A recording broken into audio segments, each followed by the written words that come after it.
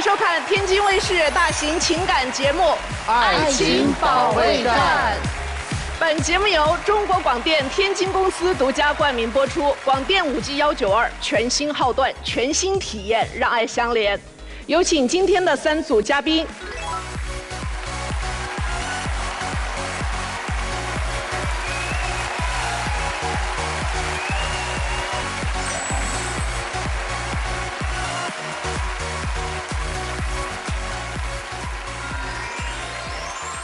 首先要疗愈的是本期第1对情感嘉宾潘先生，55岁，来自杭州，业务主管；张女士，50岁，来自上海，公司职员。他们究竟遇到了怎样的情感困惑？请给你们的婚姻状态打个分。85分吧。我们结婚也有20多年了，平时吵吵架、闹点小矛盾也很正常，但总体感觉我们家还是蛮幸福的。 我们现在这个婚姻也就只剩下30分了。他现在越来越大男子主义，心里面只有他自己，对家里的人一点都不关心。因为工作的原因，平时对家里照顾太少，可我也没有像他说的那样没有人情味。我们现在吃不到一起，玩不到一起，又睡不到一起。我真想不到我们这个婚姻还有什么继续下去的必要。您2位是怎么认识的呀？应该说认识还是比较有缘的。刚好有一次学校校庆。 我去看老师，跟老师在交流的时候，走过来2位女孩子，其中一位白净长发高挑，一下子把我的眼光给吸引住了，一见钟情。现在还是很美的，对，一见钟情了。现在看了也就不过如此了。啊！现在更年期到了嘛，太烦了，是吧？太烦了。真的前半句我们都觉得如梦，后头呢都被你给撕了，不然也不会到这儿来了。就是说。 我呢觉得我们前面10几年还是蛮幸福的。我一直从事出差工作，跑业务的嘛，然后双休日也是回来的。那么他也会打电话跟我讲，你情况怎么样？我也会跟他沟通。说起这个打电话，老师你听我讲啊，我也不是说是工作时间打给他，我都是一般晚上到了7、8点钟、8、9点钟才打给他。我想这时候应该是休息的时间了，电话打过去，老是把我按掉，然后过一会儿呢他就关机了。 有时候关机就关整宿，害得我1个晚上都睡不着。现在我年纪大了，晚上睡眠也是不太好的。以前因为我跟他打电话也好，后来现在流行视频电话了。我们在外面应酬，一开始他打来，我啪接，我老婆打来了，她很喜欢我啊，我还自己自我感觉很好，给那个张总问好，李总问好，好几次都这样，很正常嘛，是吧？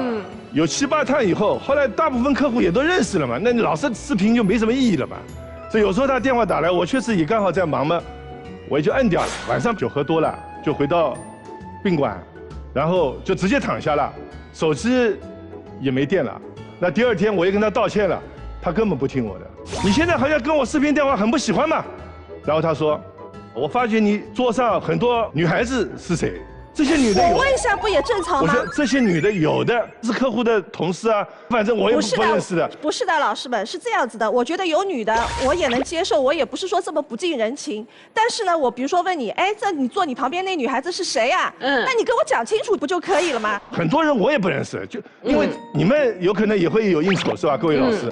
那么饭局说，哎，他带了这个人带了，哎，大家客客气气，过后就不认识了，有的微信都没有加，完全是业务需要，他。 不停的，特别是现在，反正我就觉得你心里有鬼。还有一个就是周末，你说周末他本来都是回来的，那比如说他跟我说这个周末我就不回来了，我有事，我说那我过来呗，对吧？他就不让我过去。不是，那你说是不是？是这样的，我周末肯定回来，不能回来，一定是有更重要的事情。你来干嘛？我觉得没有问题啊，就是为什么不让他过来呢？他觉得我是查岗。真不是这样，真不是这样，因为我对工作热情还是。 没考虑这么多，反正你爱怎么想就怎么想呗，我也不管，就这么事情了，是吧？好，当2地分居结束的这么一个短暂的相聚的时候，他在家里怎么样？哎呦，更别说了，难得回来吧，把自己关在书房里，不是看球赛就是听音乐，不出来的。我要跟他聊聊天。哎，我这个紧要关头，你不要跟我讲话，你快出去，就这样子。瞎说八道，我跟你讲，我真的要跟他交流的时候，那么吃饭的时候是不是最好的机会啊？好了，他看直播了，1、2、3马上来了，不吵。我是很讨厌直播的。饭吃好，我有书房的嘛，我自己去看看球赛啊，周末球赛比较多嘛。好了，他开始又不按单了，特地买了一个很大功率的一个扫地机，然后在我周边哇哇哇哇弄，我什么东西最烦，他就搞什么东西。我不知道以前这么喜欢那个女人，现在怎么会变成这副样子了？那还不就是你造难道这个成的吗？年龄到了以后就会这样吗？我也没做什么亏心事，真的接下来的时候谈啊，又谈不到一块，谈到养老院，因为父母年纪大了嘛，他母亲呢性格很开朗，父亲呢身体不大好，然后我是比较接受外面新东西的。现在住养老公寓的很多，下面有医院，有食堂，老年人有书画班，跳舞很开心的是吧？回来以后他妈很。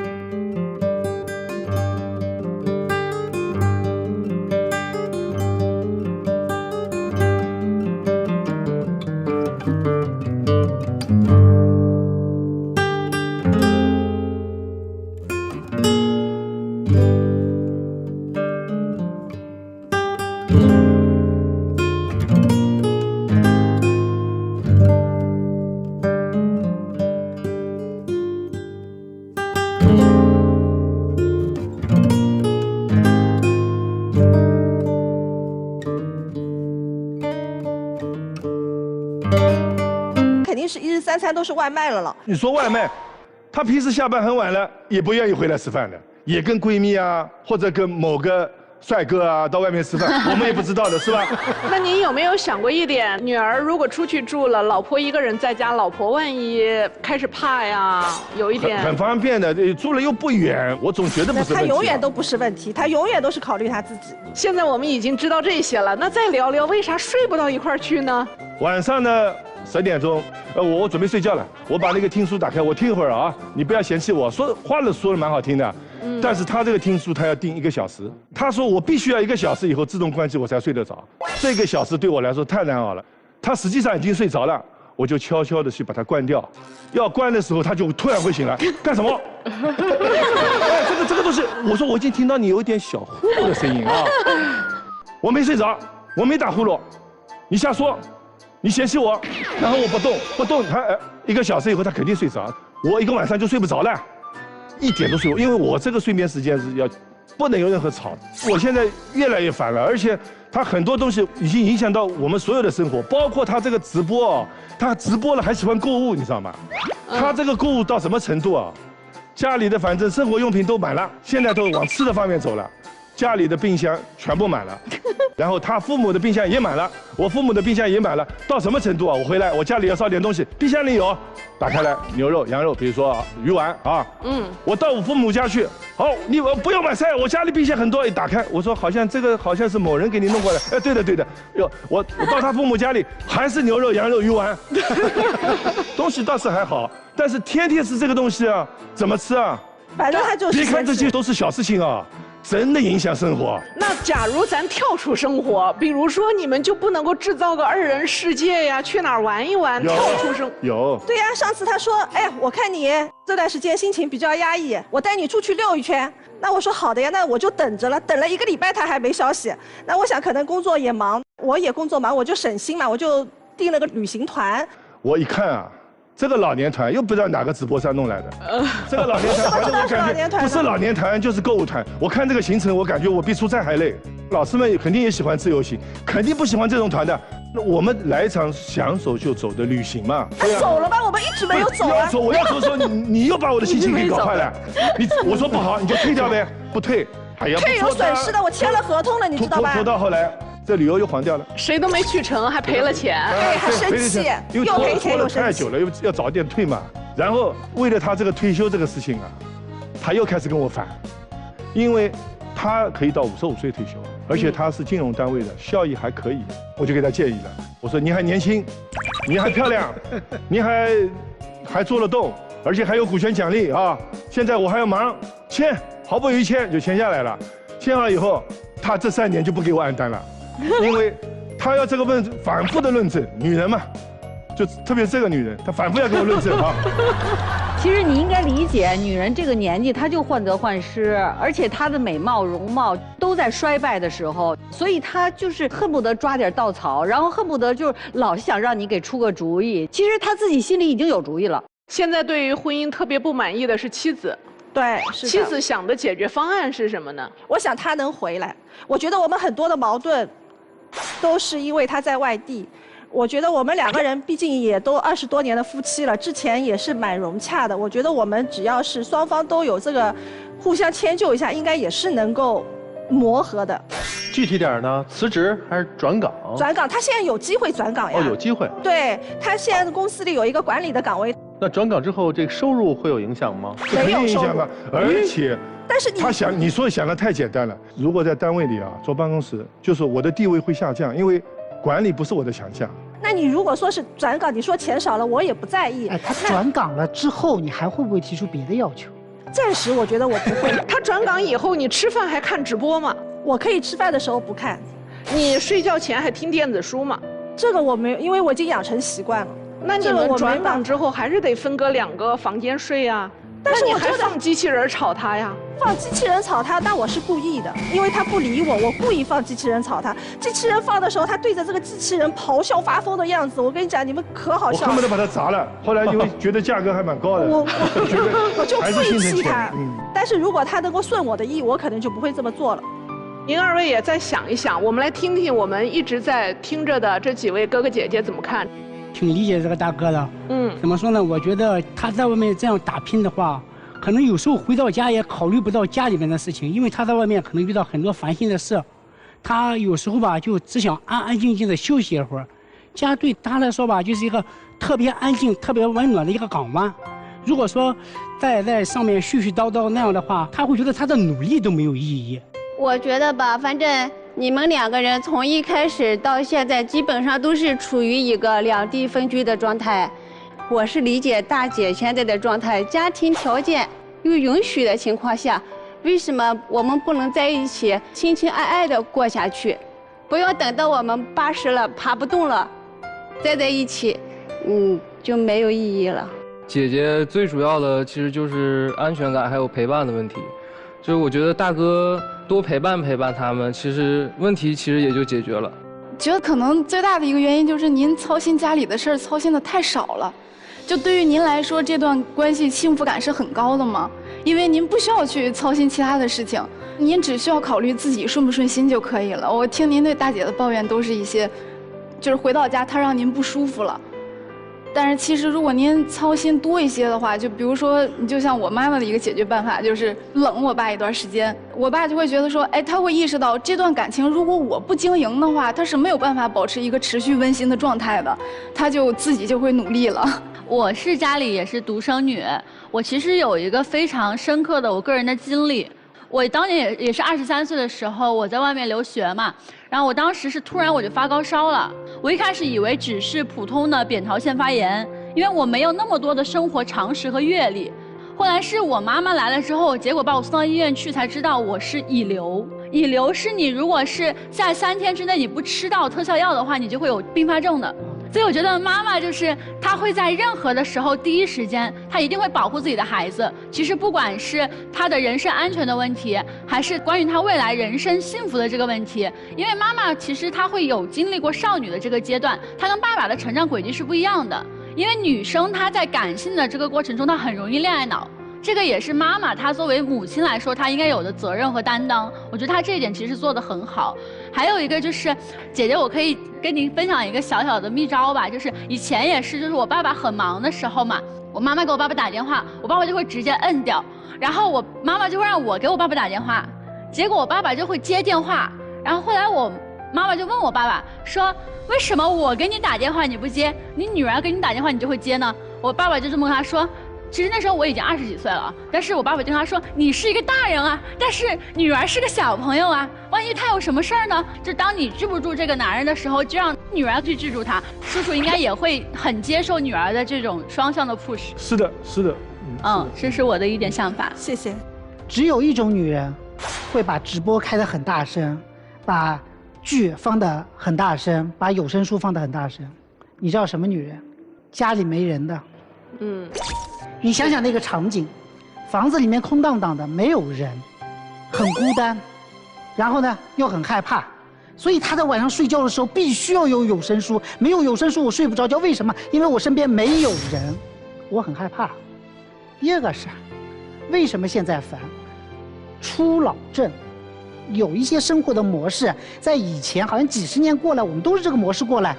但是就这几年就不行了，你把它归结到说，哦，是你更年期了，是有更年期的原因，但也有别的原因，比如说女儿开始慢慢的不想回家了，她在工作上面烦心的事情越来越多，年轻人给她造成的困扰和麻烦越来越多了，等等等等，可能说她在情绪上面对你的依恋感越来越强了。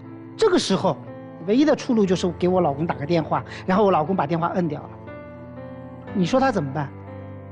你想想他怎么办？他找谁？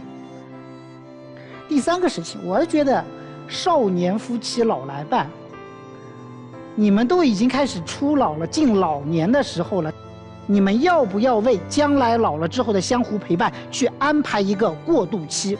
所以我觉得你们之间很简单，大姐，你那5年啊别干了，该旅游旅游，找自己的朋友出去玩。大哥，你就这1、2年的时间之内，你就每天给他打个电话，不算什么，一辈子夫妻了。前3年你还继续出你的差，第3年减少，后2年慢慢回来，5年时间一个过渡期，5年之后女儿结婚抱外孙，是不是很舒服的？钱也够了，日子也过好了，好不好？非常感谢陆琪老师。我都听入迷了，所以电视机前的您，如果有任何的烦心事的话呢，也不要忘记到微信公众号上搜索陆琪老师，然后关注他。您还可以亮出爱奇保卫战忠实观众的身份，可以得到陆琪老师赠送的新人礼。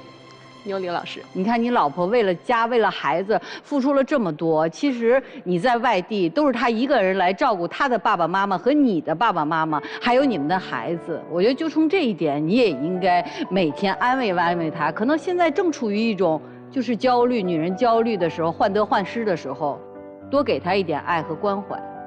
丈夫志在4方，妻子呢志在对方。但这种局势下就会形成什么呀？丈夫是在情感关系里是极度安全，你老公是销售思维，这个资源我得占着，这个资源我得维系着，否则我一旦转岗，资源就不是我的了。那我在公司的收入啊，包括位置啊，全都受到了威胁呀。但是他在家里面一点威胁没有，就是他太有安全感了，所以呢，不能这样。其实我建议女士的这个方法和陆老师有点差异，你就应该整天向你老公学习。整天忙你的工作和你的社交圈子交往，自己再培养点兴趣爱好，哪怕自己来一个说走就走的旅行，让他心里好奇，担忧说：“哎呦，我老婆干什么了？”对呀，我得给他打一个视频电话，你不接，你一晚上都不回，我告诉你，急死他。对，他会突然到你身边检查你，所以干嘛咱被他给拿捏住了呢？如果一味的去追老公去抓他，他会越来越跑得越远的，他会抗拒的。我们要怎么样？吸引他。你一直在你老公从初次的相识开始心目当中就是一个非常亮丽的形象，包括您现在也是。什么初老啊？明明是正当年啊，意气风发呀。他是初老了，他老了，所以你应该怎么样？青春绽放啊！然后此时你有了吸引力，你老公啊，自然目光就该盯在你身上了。好，谢谢，谢谢老师。谢谢老师。其实不变的方法呢，就是最简单，您多打一点电话，多发点温柔的视频过来，可能妻子就气顺了。你多问问他今天直播间抢到什么好的啦，你老婆会觉得你关心我啊，哎，我给你讲讲，或者问问他有声书上一部听完了，下一部听谁的？你从来不关心他的精神世界，才会使你觉得这一个女人无趣透了，她一打来电话都很烦。我们很多人看问题角度不一样。你说我的冰箱里牛肉、猪肉丸子烦，一去他妈妈那儿冰箱里牛肉、猪肉丸子同款烦，一回我爸爸妈妈那儿牛肉、猪肉丸子烦，对吧？但是在我听来，确实这个女人不但给自己家的冰箱填满，老人的冰箱都放得一模一样的。她不去分我家吃高级的，爸妈吃次的，我妈吃高级的，你爸妈吃次的，而是我觉得好的我全拿回来，所有人冰箱我都要塞满。你看不到的是，你不在家的日子里头，他在维系着3个家庭。您不要认为拿钱回来了就是一切了，就像您讲的，您妻子一直在挣钱，并且挣的也不少。你们生活所需要的钱，他一个人挣的工资也能维系了。你挣的那部分叫做额外的钱，额外的钱是什么？是拿来使生活质量发生更好的提高的，而不是钱多了情少了，钱多了话少了，钱多了我看你像看仇人了。很多时候我们在想女人该怎么变的时候，其实该变的有时候是男人。您自己想好不好，咱哥哥？谢谢老师。有请。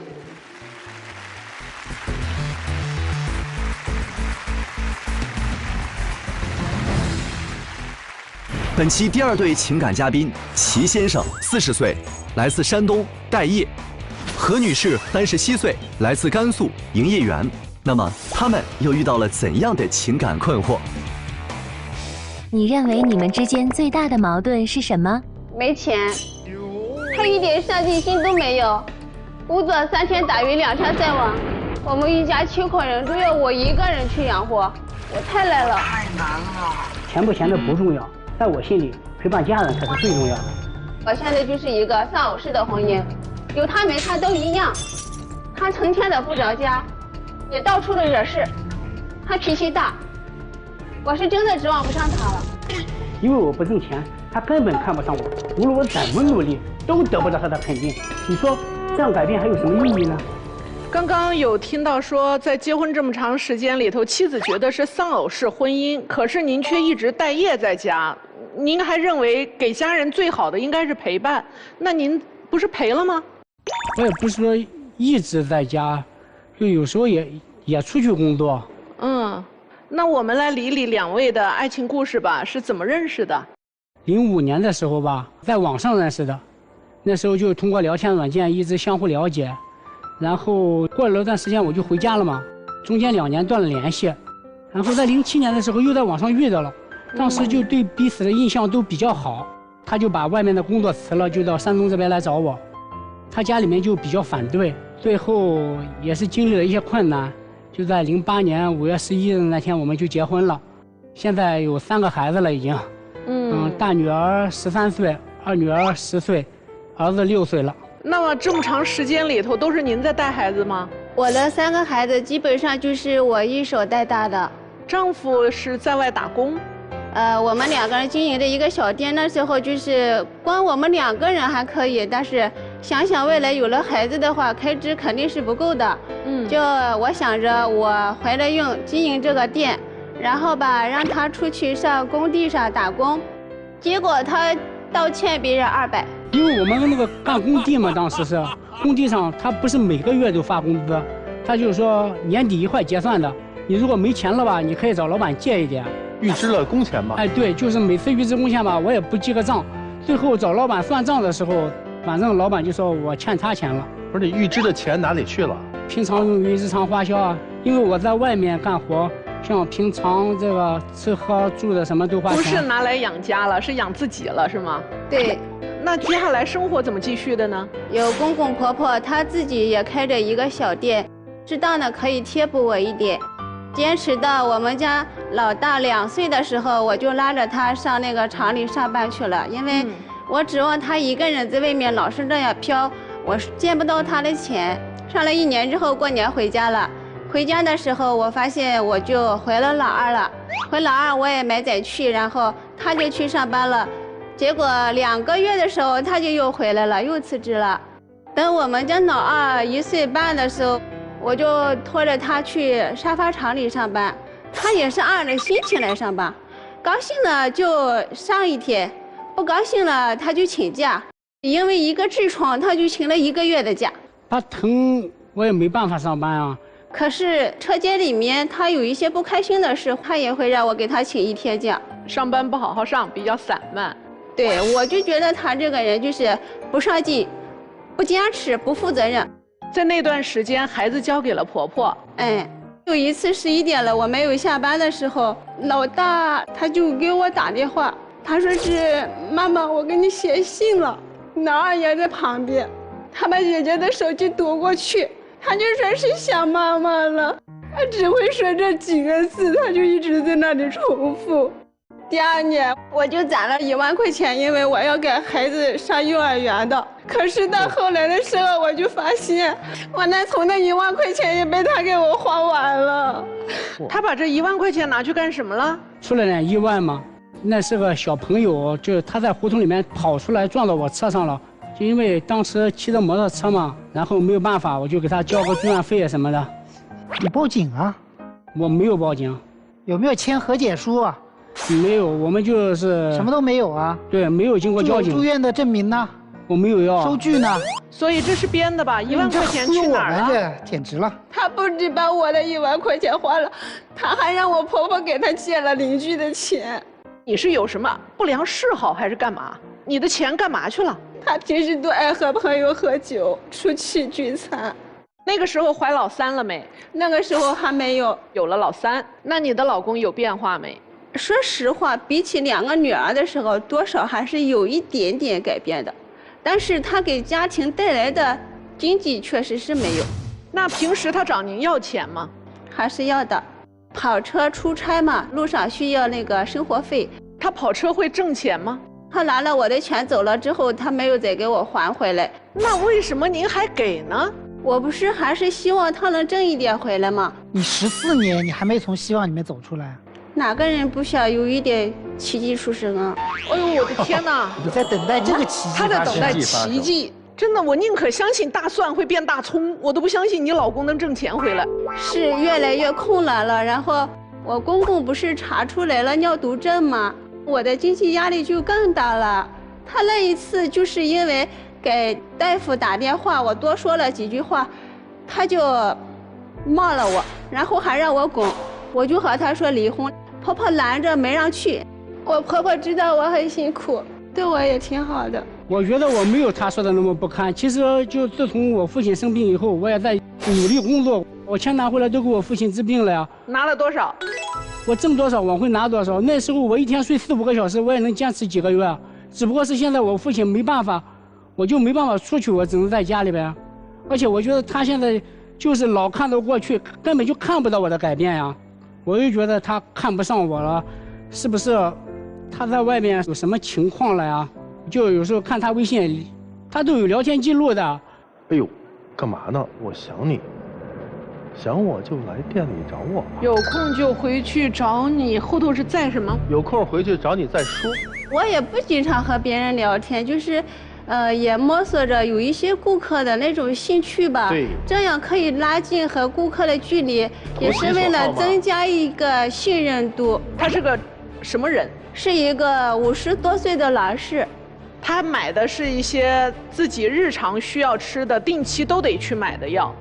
一些慢性病一类的，高血压、高血糖一类的啊。女士，你是不是经常跟不同的客户都类似这样的一个互动？有一小部分顾客，他都是，就是说比较调皮的那种，他就是愿意和你随便聊天那样子。对，他用这个词一下把这个关系显得很纯洁。对，这个字用得好。对，就是一群老顽童，他们好调皮。我照顾这一些孩子，就像哄宝宝一样的。怎么说呢？我还是愿意相信他的，因为他对我这个家庭就是付出太多了。你说哪个女人愿意这样对待自己的公公婆婆呀？她对公公婆婆都这样的话，我也不相信她会离我而去什么的。现在我也是在努力的改变，以前可能确实我有很多不对的地方，我现在确实在努力改变，就让她能不能鼓励我一下，就看到我的改变，给我一点信心。有时候还在孩子面前说不要像你爸爸，反正每当有错误有不是的时候，都是拿我做比喻做例子。您想在妻子心里和孩子那里争取到一点自己的这一个高分数，就得靠您对这个家里的贡献来说话。对，我还是希望他能挑起这个家庭的责任来，不要遇到一点小困难就放弃。那我们来听听我们刚刚一直听着的特别有经济头脑的大哥，您怎么看？弟妹刚才微信里这些东西啊，有时候销售啊也没说什么过分的话。因为我们经常碰到一个店里面问过这个东西了，加了个微信以后，那些大哥什么那个都这样，所以我觉得这位弟妹这些根本算不了什么，你多虑了。你现在踏踏实实的就应该去找工作，因为你父亲这些病啊什么，我觉得弟妹都会照顾，家里的事情他都能搞定，你只要把外面事情搞定好就 OK 了。我觉得大哥还是爱着这个大姐的，就是自身努力不够，就是您稍微表现给大姐看，其实大姐心也软，也会感受到您的改变。我跟他的观点不太一样，我认为其实问题主要出现在姐姐身上。我觉得你看姐姐一直在说她希望姐夫能挑起这个大梁，但是其实这大梁一直在姐姐肩上顶着呢，她没放下来，这姐夫怎么挑啊？就如果您就在家相夫教子，当一个全庭主妇来看呢，我觉得姐夫说不定不像您想象中的那么无能。那有压力才有动力嘛。我看就是姐夫也是开始改变了，但是是从父亲病了之后，真的姐姐一个人挑不动了的时候，你看姐夫就开始改变了。我觉得如果姐姐啥也不管了，姐夫可能还能迸发出更大的动力。我觉得就是你们既然已经都走了14年了，我觉得能坚持到底还是相互扶持一直走下去。但是我通过这一件事情，我想要跟所有的年轻的单身的女生说以下的话，就是我们做女儿的有时候也是要考虑一下父母的心情，毕竟他们的人生经历其实比我们还是要长很多的，他们看问题会比我们长远一些。因为女生很容易恋爱脑嘛，就是我们一定要提高自己的认知，然后提高自己的门槛。这是我想说的。过去14年，你一个人养7口，很累，很有压力。你觉得他能感知到你的压力吗？他感知不到，为什么？刚才小李说的特别有道理，就你把压力全扛了，给他留出了一个躺平的空间。就是你觉得，哎呀，我家好大的压力呀，我都已经扛不住了。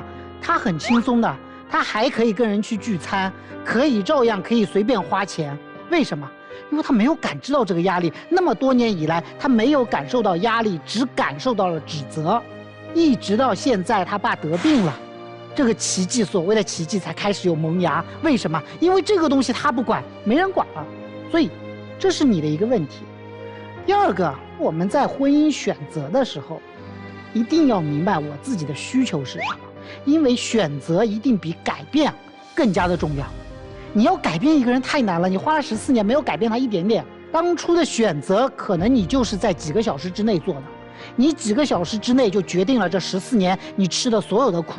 未来如果有机会重新进行选择的时候，你一定要明白这个道理，选择比改变一个人要容易多了。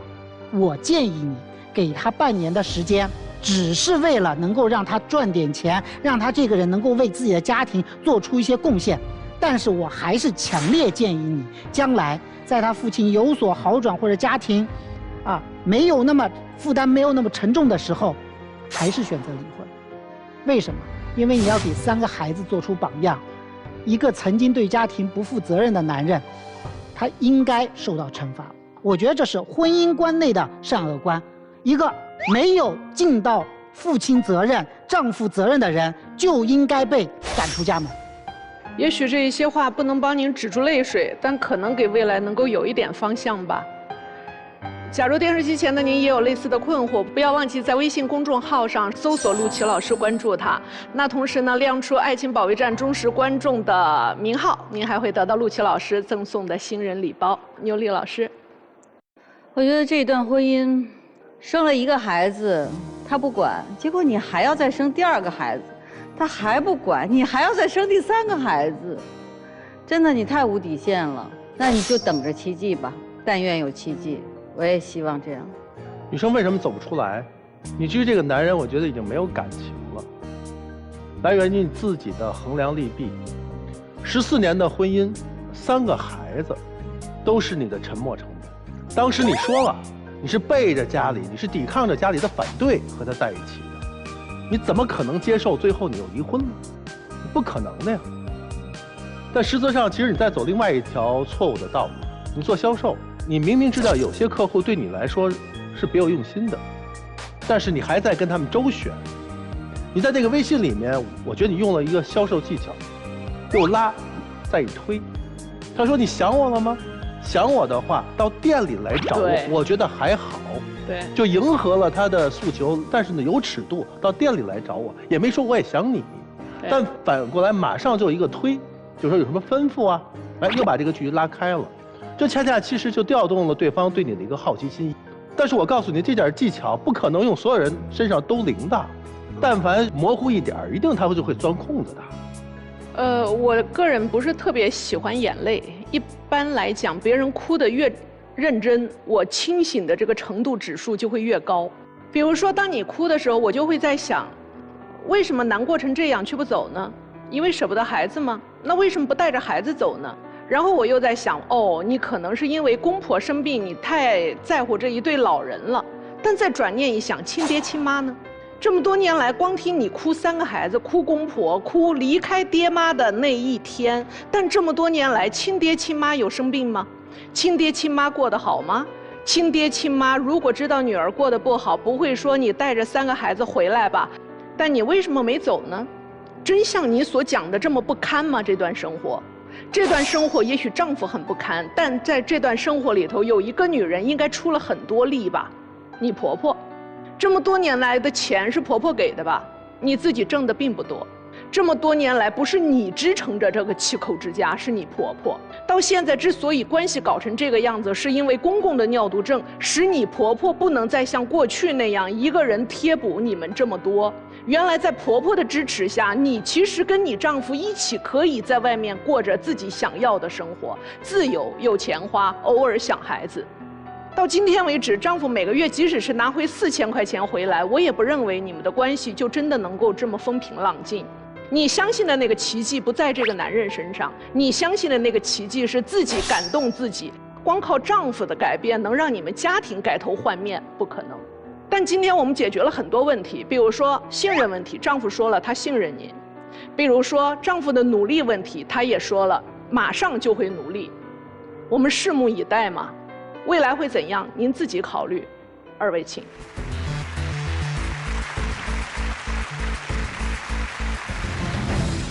本期第3对情感嘉宾，王先生22岁，来自吉林，学生；李女士24岁，来自黑龙江，模特。那么今天他们又遇到了怎样的情感困惑？请用1句话评价一下你们的感情状态。我真的有点后悔这段姐弟恋了。他本来年纪就比我小，现在做事还特别幼稚，总是喜欢控制我，甚至还跟踪我。他的爱让我太窒息了。我这么做还不是因为爱他，要不是他整天撒谎骗人，我至于这么没有安全感吗？天天像个小媳妇儿一样黏着我，还问我爱不爱他，我真的受不了了。我觉得我们之间的代沟已经严重影响感情了。他对我特别凶，我已经处处包容他了，我只是想要他多给我一些安全感，为什么他就做不是？这一对儿其实才相差2岁啊，都有代沟了。刚认识的时候确实是没有的。我们2个是迎新晚会的时候认识的，当时他是大1刚入学，然后我是大4迎新。可能我表演节目的时候，他就在台下就相中我了。后来通过朋友之间的介绍，然后就加了微信，然后就聊天。一开始是朋友，然后后面就慢慢的就谈恋爱了。男生是一见钟情对吗？对。那跟姐姐谈恋爱，甜蜜吗？还是挺好的。那听姐姐来讲讲吧，这代沟怎么回事？一开始确实也挺甜蜜的，因为他心思特别细腻，然后对我照顾啊，或者什么有些地方我想不到的他都能想到，就给我很多浪漫的小惊喜什么的。但是就是后来从我就是工作了开始，他就变得越来越磨叽了。就从我工作开始，然后我也很忙，然后我还有一些社交，就跟在学校里面的时候不一样了。然后他就总是要求我干什么都报备，我觉得他比较小嘛，我都容忍了。就比如说我来拍摄，然后360度旋转，包括是我吃饭了，我上厕所了，我回来了，我全部都会跟他报备。我有一次跟他说我上厕所了，可能就是3分钟左右的时间，他给我打了2个电话，他问我在干嘛，我说我在上厕所，他说你怎么那么久？他有次还跟踪我，当时我跟我闺蜜去外地出差，然后我们2个拍摄结束了之后就说是，去夜市逛逛嘛，别的城市没见过，然后结果逛到一半，他就指着对面说，哎，你看那好像你男朋友啊。我说你看着不就是他吗？你怎么知道他到哪个夜市去了呢？因为我都跟他报备哦，我什么都跟他报备，酒店、房间号我全说。他去那个前台问这个房间号里面住的是不是2个女生，哈，他怀疑我跟男的一起住。他也因为这种事骗过我，然后我就没太有安全感。他啥事骗过你呢？他之前说他跟女同事去出差，我去接机，然后还买了花，然后就看他跟男的有说有笑就出来了。就是当时我们接了一个拍摄任务是特别急，所以我就不能跟他说我是个男生。我要是说我是跟男生拍了，我就没有办法工作了。我必须在工作的时候也是从出门开始跟他就全程连麦视频，但是我是跟男生在拍摄。他全程这个视频看着我，回家我不知道要哄几个月才能哄好呢。我觉得他不应该瞒着我。行了，姑娘，以后别瞒了，直接说。不是这样，我之前公司团建，我们一起去吃烤肉，他就不让我去，所以我第3次的时候我才瞒着他。我觉得我再不去公司团建不行了。你是觉得他身边男生很多是吧？对，而且就是他跟那个男同事一起出差，那个男同事。他们俩在社交软件上，然后就说啊，下次还去吃那家烤肉，而且他俩名字上面还有火花。哦，这姑娘你得说清楚了，每天聊天也不应该都是工作吧？比较聊得来，也会分享一些搞笑视频什么的。而且老师他还把那个聊天记录给删了，就是我什么都看不到，就看到那一条消息。那现在您身边的朋友对他都满意吗？我身边已经被他逼得没朋友了。为什么？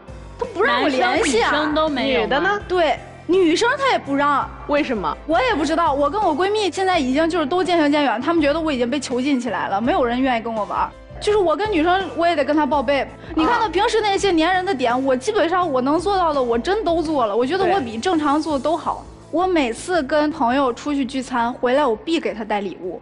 说到礼物，这个戒指就是他送我的生日礼物啊。当时我聚会跟他一块儿，然后有他那个男性朋友，然后他手上也有一个这样一模一样的戒指，然后我当时就觉得不对劲，我回家问他为什么，就是我俩有一个一样的戒指，然后他就说当时我俩生日离得近，然后他问的那个男性朋友说，哎，你想要什么生日礼物？那个男的给他发了链接，然后也给我买了一份。我就客气，我就问有人说你想要什么，他嘎就给我发过来了，那我是不是得买啊？正好他生日也到了嘛，然后我一看这戒指，我觉得他戴能更好看，我就一下全买了。对于他来说，其实也算是一个惊喜，我觉得。而且他那个你的男朋友可以给你送一个戒指，再给他的朋友送一个戒指吗？对，也没什么。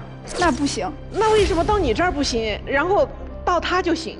所以我也知道错，我知道错了之后，我这个男的后来我都不联系了。自从这个事儿之后，我把人都删了，包括那个同事也是，我把那个同事就是软件我都取关了，然后微信也删了，就只能在工作群里聊天，我见面都贼尴尬，我都硬挺，我每天。听上去2个人特别合适啊。对啊。一般人也招架不了这样的姐姐。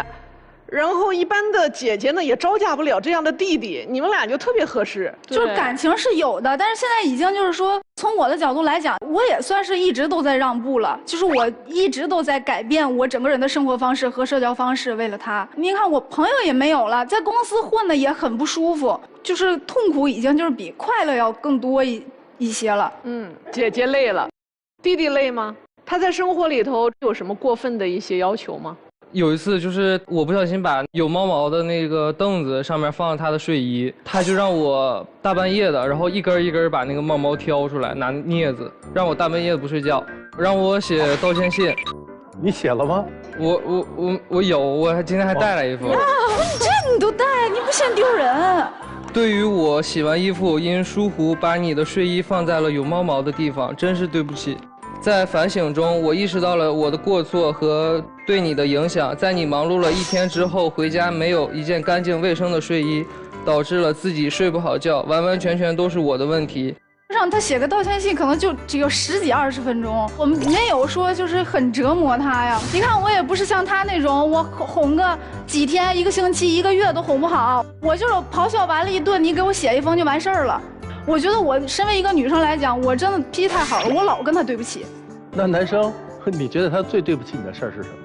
就是有一次我们在一块儿2周年的纪念日，当时是他工作，然后就跟我说了一句，你还知道我工作？就是他就说了一句，哎，我工作，然后我就不来了。就是我们当时准备电影票，然后我还在电影的那个片尾给他做了一个小视频，最后也没看上。我今天还带来了，看看。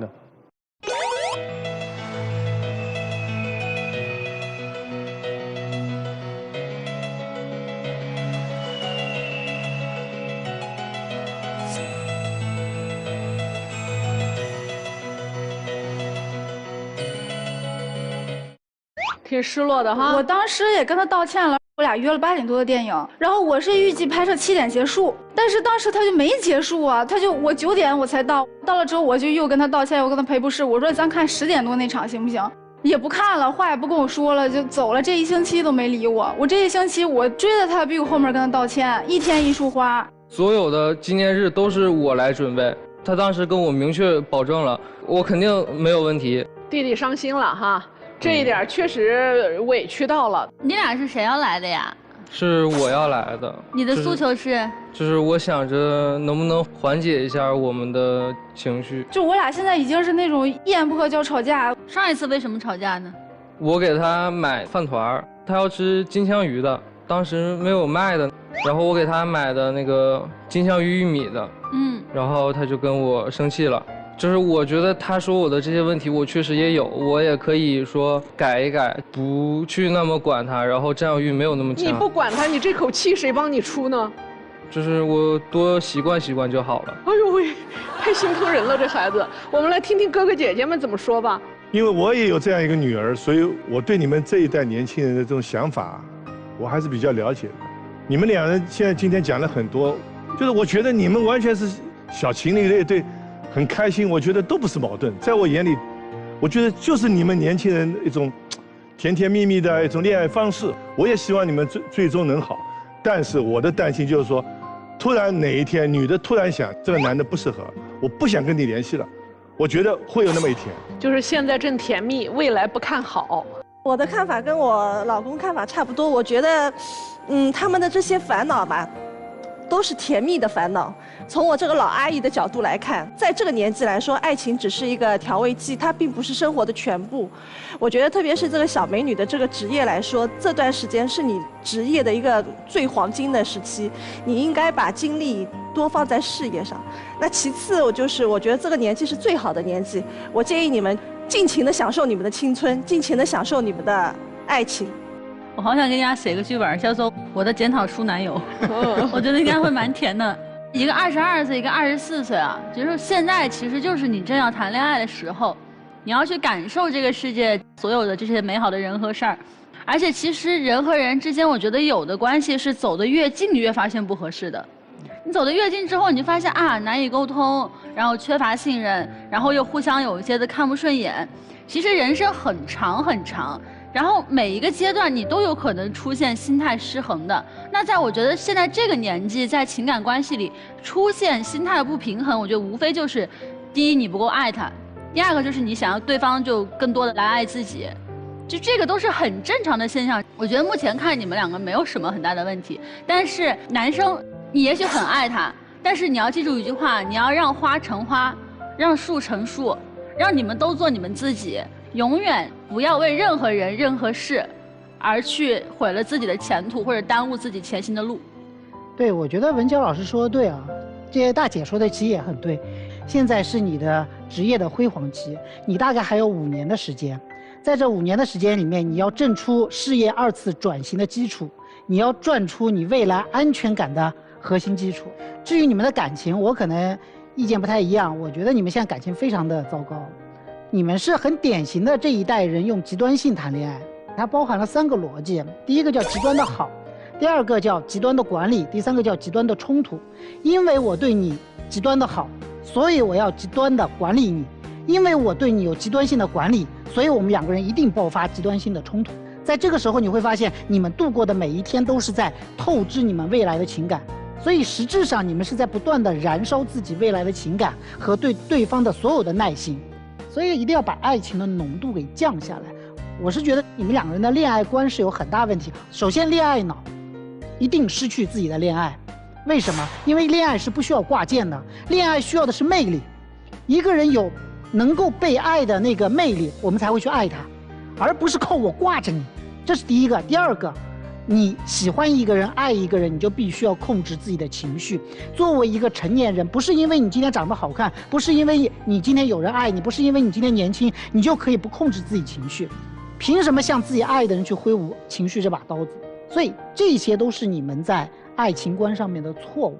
我写情感课做情感研究10几年的时间，我做的所有的事情是希望年轻人能够把情感的浓度降下来，把自己的事业的地位提上去，你变得更加的有魅力，你们的关系才能够变得更加的长久。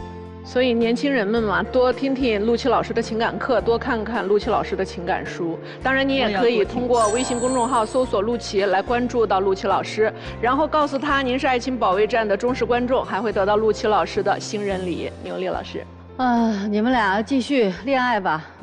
男的继续写道歉信，女的继续作。我觉得你们俩就继续下去吧。哎呀，我从牛老师的话语听出了无奈。对。我们都知道，我们这节目的赞助商广电5G192，它有4个特点：通话质量高，网络高速稳定，套餐的语音时长多，还有流量大。你们知道这4个特点里面最重要的是什么？流量大。通话质量高。质量很重要。是的，就如同你们之间的相处沟通，我听起来完全没有营养，没有质量啊。男孩说女生强势，女生也自以为自己很强势，能压他一头。你犯错了，你给我写道歉信；你把衣服沾满了猫毛，你就给我用1夜的时间去一根一根的挑，好像男生都在去迎合，但实际上呢，女生被控制住了，女生被男人的这个贴这种让，觉得哎呀我享受其中，但是这是一个恶性循环。本来其实挺好的一对儿，就是因为沟通方式不对，造成了我们没有质量，太虚了。你们有没有一起探讨过共同目标？有没有探讨过为了这个共同目标，我们各自应该做什么样的努力？女生已经在社会上打拼了，不容易，男生应该做什么？去跟着他吗？有这个时间，你还不如在教室里学习自己专业呢。所以我们真的要一段感情长久的话，一定是要有质量的。我不觉得有任何恋爱是需要用这样卑微的方式去谈的，我也不觉得任何恋爱里头有一个人必须得进行自我矮化到这种程度的。一桩好的恋爱是可以催生我们身上很多优秀的地方，但是一个糟糕的恋爱会使我们原来是个包容的人，后来变成了一个软弱窝囊。你现在让我的感觉就是这个样子，我仿佛都能看到在深夜里有一个男孩子拿着镊子一根根的挑猫毛，我也能看到一个男孩子搜肠刮肚的在想，哎呀，这一个金枪鱼玉米和金枪鱼饭团的区别，几颗玉米能造成多么大的风浪。哪怕对方是无理取闹，你也不能够坚守你的底线，你反而要纵容他的坏毛病、坏脾气。你以为这叫做我把你当女王，但事实上是你要把他宠废，且你要把自己变成一个未来怯懦的人。有一些是可以坚持的，比如你让我挑猫毛，我觉得不能忍受，我错了，我可以帮你把猫毛吸掉，但是过多的对我的责罚，我不要。假如爱情让人变得这么卑微、这么不美好，那么爱情本身有什么好呢？你们不能这样霍霍彼此，因为时间太宝贵了。这一个时间应该给值得你们爱、能激发你们美好的人身上，应该给学业上、给事业上，而不是互相摧残。我听得很气，所以我的意见可能对于你们来讲略有偏激，二位好好想想。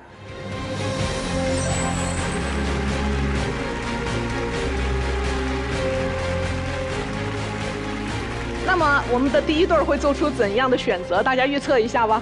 那出来啊！肯定出来啊！来，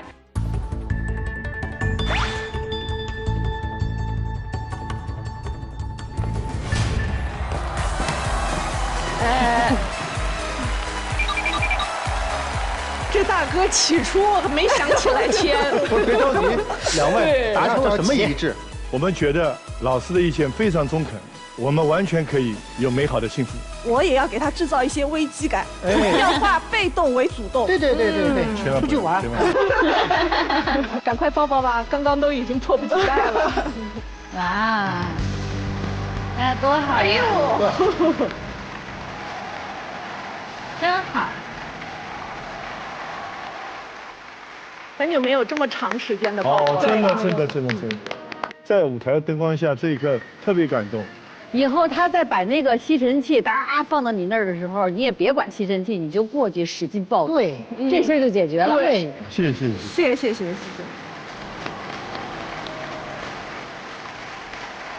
欢迎登录优酷视频、腾讯视频、搜狐视频观看完整节目。那么我们的第二对夫妻会不会能够从门后走出来？大家是怎么预测的呢？我不太想看他们走出来。我觉得没有，就一直奇迹。对，相信奇迹，请开门。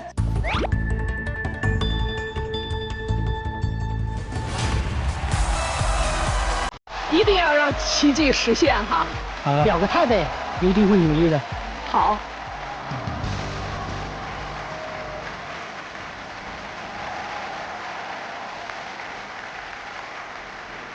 一定要幸福，照顾好孩子们。好，谢谢老师，好，谢谢老师。那么第三对会不会出现？第三对肯定出啊！我觉得肯定出来啊！只有我觉得不出。出的。他们现在还有点能量去用来消耗，还有是吗？来，请开门。哟，不出了，没出来吗？啊！回去接着写检讨。没有，我以后制定一个自己的底线，我也让他去放手做自己的事情。好呀，看看这样的你们会不会能够让这段爱情变得更加甜蜜。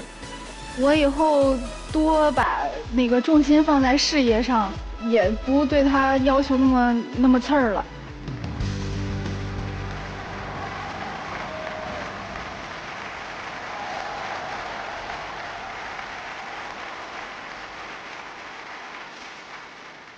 让爱情更像爱情，甜甜蜜蜜的，加油！